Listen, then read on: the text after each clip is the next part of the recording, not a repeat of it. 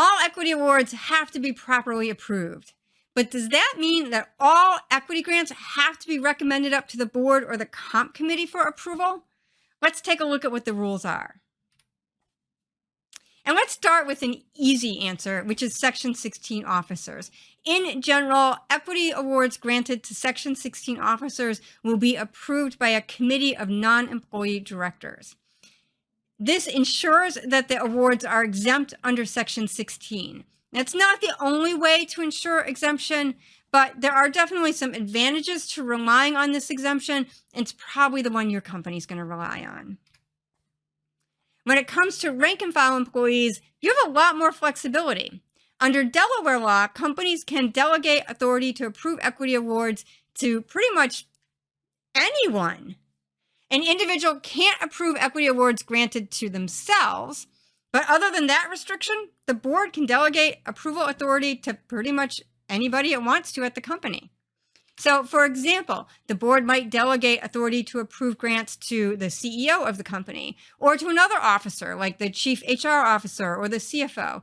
Or my favorite, they could delegate authority to a committee of internal personnel, maybe a committee of HR and finance personnel. Here's some data on what we see in practice. For annual grants, it's pretty common for companies to still recommend those up to the comp committee for approval. By definition, annual grants only happen once a year, so they can be synced up with when the comp committee is meeting. But for new hire awards, a lot more companies have chosen to delegate authority down to their CEO or to other management. This gives the company a lot more flexibility when it comes to those new hire awards. It allows them to issue the awards on a more timely basis, and it allows to create a granting schedule for those awards that doesn't have to be tied to when the comp committee is meeting. Once you've decided to delegate authority to approve equity awards to a non-board member, it is important to set some appropriate controls around the use of that authority. There should be some limits on the authority, maybe a maximum number of shares that can be approved for grant, or maximum size of award that can be approved.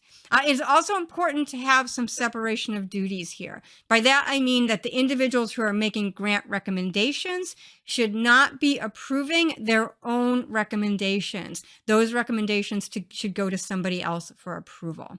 And then lastly, it is important to have a review process in place where all grants that are approved are then reviewed by someone with a higher ranking authority. So if authority to approve grants has been delegated to the CEO's decisions probably get referred up to the comp committee for review. If authority to approve equity awards has been delegated to lower ranking officers, those decisions might be reviewed internally. And here's why I really like the use of a committee to approve grants, because a committee in and of itself is a control. When multiple people are involved in a decision, it is harder to slip suspect decisions under the radar. So that is a quick summary of the best practices for approving equity awards. You probably have more questions, and guess what? We've got more answers. We'll include links to some additional resources in the show notes. I hope you enjoyed my video. If you did, please subscribe to our YouTube channel. That way you're notified when we post new videos, and it really helps us out too. Win-win. Thanks for watching.